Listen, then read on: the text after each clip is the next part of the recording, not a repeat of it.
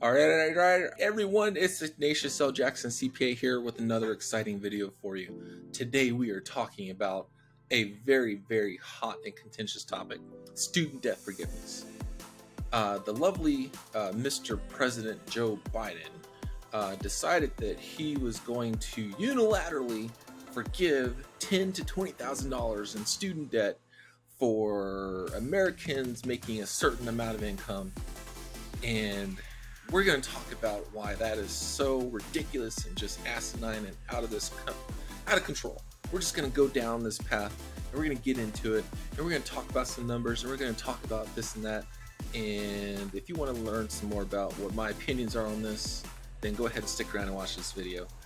Coming back here in a hot second. All right, so stick around. Be right back.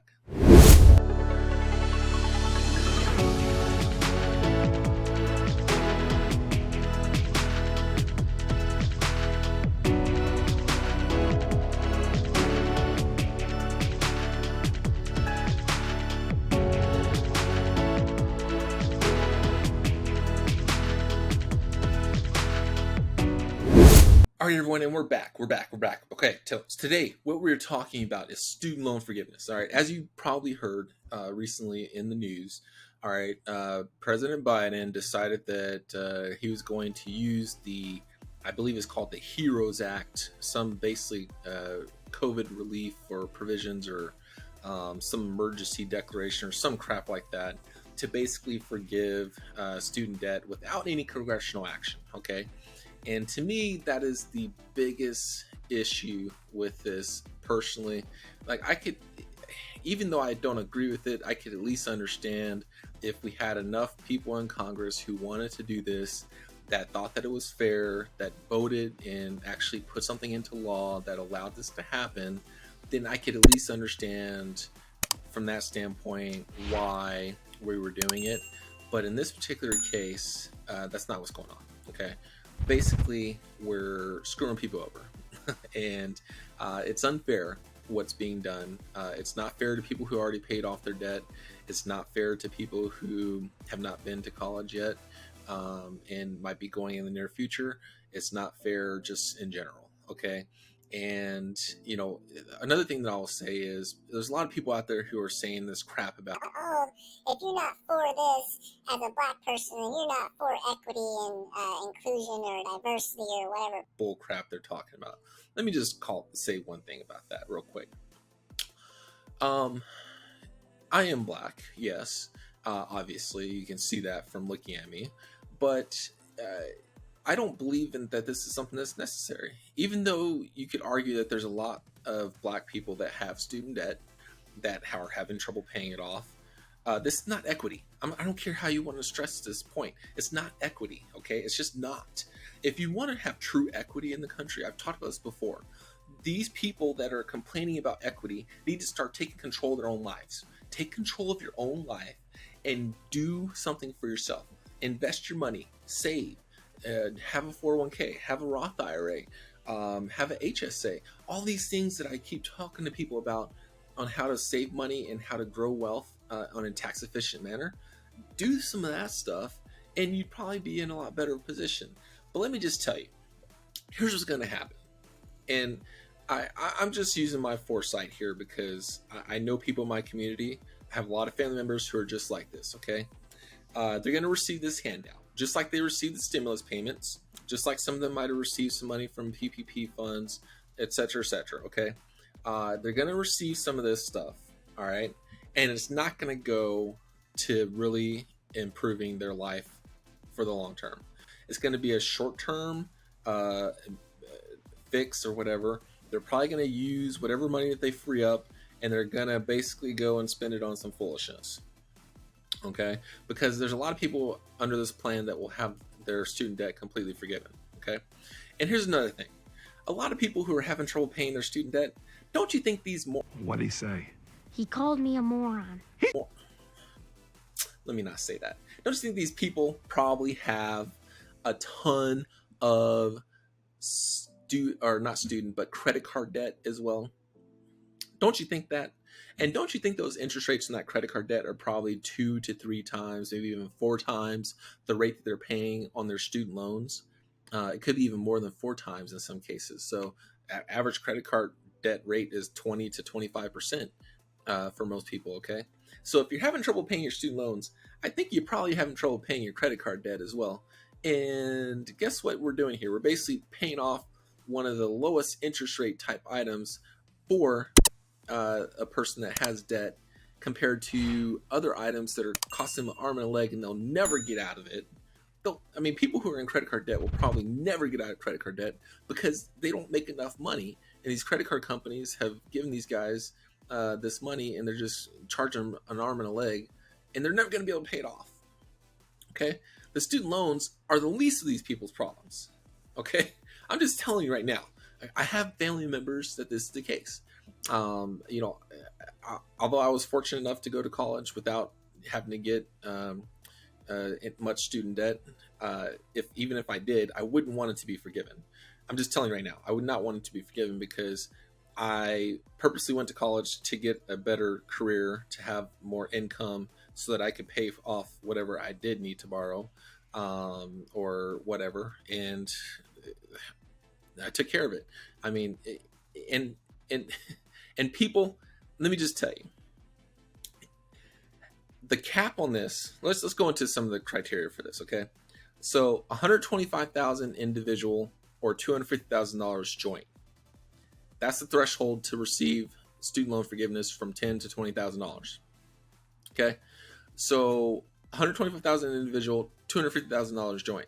I'm sorry, but if you're making $100,000 a year, you should be able to pay off your student debt. If you can't pay off your student debt and you're making $100,000 a year, you really made a dumb decision. And you should live with that dumb decision. And you should have to pay it off. I don't care. I have no sympathy for that. All right. Now, if you were a teacher or a police officer or a firefighter or whatever, and you went to college and you got a degree that would help you in your career as in those fields, okay, even though you don't need a degree for policeman or firefighter, but at least you're doing something to serve the country, working for the government, lower income job, and you were working on paying that loan off over 10 years, and after 10 years you still had a lot left, and you put it 10 years of service in, and the government wanted to forgive your loans, I'd be okay with that, to be perfectly honest. Like, I would be perfectly fine with that. And I think there's even programs out there today that are basically do that. Okay. But to just go basically say that if you make under $125,000 a year individually, I mean, these are definitely going to be some doctors, some lawyers, some CPAs, some accountants. I mean, early on in their careers, these guys are not making more than $125,000 a year or $250,000 if they're married. Okay. Even in later in their careers, some people that are married in those professions are not making $250,000 a year. So we're basically going to forgive $10,000 in debt on people who are making $250,000 a year. Under $250,000 a year, for a family. I mean, like, seriously, just think about this, people. Does this really make sense? Okay. If the income levels were a lot lower, I could maybe get behind something like this. But it's still not fair even if that was the case, okay? If we really want to have some change to this, what we need to do is go after the schools that are in, I'm going to give credit to my podcast host, Eric Pierre, for this, because he definitely is speaking about this a lot. We need to go after the schools who are being predatory towards these people, okay? There's a lot of schools that are charging ridiculous fees. The price of tuition has skyrocketed, all right? And ultimately, those schools need to stop charging so much for education degrees that don't make any money. Okay, or you need to basically create a discount for those stupid degrees that aren't going to really provide any good income long term. Like, I don't know why anyone would go and spend all that money on something that's not going to make them money. There's a stupid investment decision. All right, you got to think about college education as an investment in your future. All right. It's an investment in your future. It's not something you go do because you want to do it because, I just feel like going. That's the thing that I need to do. You should be doing it to make money. All right. If you're not doing it to make money, you're wasting money. And that's your own dumb fault. I just don't care. I'm so sick of this right now. All right. My other point that I wanted to make. Let me just say this: in-state tuition. So, if you are going to college, you should really, really consider going to an in-state school. Why should you go to an in-state school? Because, quite frankly, it makes financial sense. All right. If you have trouble paying for stuff and you're going to have to get a lot of student debt, why would you go and get $100,000, $200,000 in student debt by going to a private institution or an out-of-state school? It makes absolutely no sense. Go to an in-state school. They're already subsidizing your education costs because you are a resident of the state and you've been paying taxes, or your parents have been paying taxes for all this time. Go to an in-state school. I don't get this. All right. Or if you're going to go to out-of-state school or private school, make sure you have a good scholarship. Make sure you have some way to actually pay for that education in advance versus going out and get a bunch of student debt. I mean, we got to be smart here, people. It's an investment decision. All right. For example, I would tell you ASU, which is my alma mater, the price of a degree right now is $11,000 a year for in-state tuition, whereas $29,000 for out-of-state tuition. So it's almost triple the cost for an out-of-state person to come to Arizona State University than it is for an in-state person to go to Arizona State University. That from a tuition standpoint. Okay, so this is what I mean. Like, there's a huge gap between the two. All right, in-state versus out-of-state. You got to go to in-state schools if you think you're going to have trouble paying off your education costs. I mean, be smart about this. And we got to fix the programs out there for the college tuition. I mean, there's a lot of these private institutions and even some public institutions that have huge endowments, billions of dollars. I mean, billions. Like, why does a school need billions of dollars in an endowment? I don't know, but if they're really concerned about this, we should really be going after some of that stuff. Okay. Let me just throw out some numbers. All right. So, because going back to the point of, oh, this is equity and inclusion. No, it's not, but whatever. All right. So 62%, and this is according to census.gov, excuse me. So census.gov for 2021. All right. 71% of the bachelor degrees were from white people. Okay.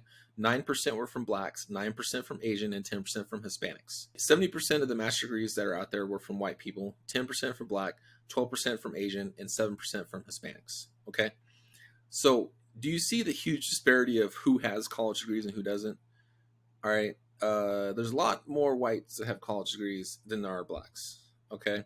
Now, what a lot of people are pointing to is this data from the Education Data Initiative, which is educationdata.org is the website, right? They're saying, oh, well, 50% of all student loan debt is held by white people. Okay. They hold the majority of the student loan debt. So by us forgiving student loans, we are going to be forgiving a lot of student loans of white people because they have 54% of all the student debt out there. Okay. Now, black graduates owe an average of $25,000 more in student debt than their white graduates on a per person basis. Okay, that's fair. All right. So, and that's what people are trying to point to is, oh, they owe 25,000 more in student debt than their white counterparts. So by us helping to forgive some of their debt, we're doing equity. You're really not. I mean, this is like, if someone owes 25,000 more in debt, that means they probably owe something crazy. Who knows? But this really isn't going to do what you think it's going to do. 4 years after the graduation, 48% of black students owe an average of 12.5% more than they borrowed. Well, let's think about this. Why would you owe 12.5% more than you borrowed? It's exactly what I just said. You made a dumb decision by going to get some stupid degree that's not providing you any income. Or you're making dumb financial decisions after you graduate by going and buying a fancy car or a big house, and getting a bunch of credit card debt, buying stupid stuff that you don't need, traveling the world, etc., and not being able to pay for your bills. These are the ways that you are getting to the point where you owe a lot more in debt than other people. Other people might just be a little more financially savvy and might actually be thinking about their finances and their future a little bit more and saving and making sure they're paying down their debt. That could be it. Or you just made a dumb decision. You got a degree that didn't really paying off for you. But there's no reason why black students should owe 12.5% more than they borrowed compared to other people. All right. And Asian graduates, oh my gosh, these guys are smart. I can't explain it any better than that. These guys, Asian students and Asian people in general, are very good from a financial standpoint. They get it. They get it up here. Okay. There's no way around it. A lot of my clients that are Asians are doing really well for themselves because they're smart with their money. All right. They save the money. They don't get themselves into a lot of debt. They don't spend a bunch of credit card stuff. They're saving into their 401ks and their Roth IRAs and retirement and all that kind of stuff. They're just smart with their money. But Asian graduates, according to educationdata.org again, are the fastest to repay their loan debt and most likely to earn a salary that exceeds their student loan debt balance. That's because they're going into smart careers: doctors, lawyers, CPAs, accountants, I don't know, whatever other careers that are making good money, nursing, stuff like that. They're going into smart careers that are making them a lot of money. Okay. So this is, I cannot stress this enough. People are pointing to this data about blacks owing more in debt and whatnot. It's farce. Okay. It is a flat out farce. It's bullcrap. Don't buy into it. It's crazy. This stuff is out of control. I've disagreed with a lot of this stuff that we've done over the last few years. Okay. Let's go back to my record. I've disagreed with the PPP. I've disagreed with the ERC and how those programs were run. I've said it from the very beginning that it was going to be abused, that people were going to take advantage of it. I've said it. I said it because it was way too easy to go through and do. And the first tranche of the PPP was under Trump. The second tranche was also under Trump. So don't come say, oh, you're just a Trump lover. No, I'm not. Okay. I don't agree with those programs. I've never have, because they were not designed in a way to make sure that it was only going to people who actually needed the money. I mean, a lot of people abused it, which is my last point that I'm going to use, because there's a lot of people that are comparing student loan forgiveness to PPP forgiveness. Have nothing to do with each other. Absolutely nothing to do with each other. Okay. PPP forgiveness, first of all, was approved by Congress. It was actually voted on in Congress, overwhelmingly bipartisan, by the way. They didn't even have to use the trick called budget reconciliation. It was a bipartisan bill that had like something crazy like 60 to 70% approval by everyone in Congress. So Democrats and Republicans and independents all kind of agreed this was a good program. Student loan forgiveness is being done solely by the president, unilaterally. So completely apples and oranges. All right. Second point I'm going to make about this: PPP forgiveness was to employees. All right. You had to give the money to employees in order to receive the forgiveness. Okay. So it was designed to help workers stay employed instead of going on unemployment. All right.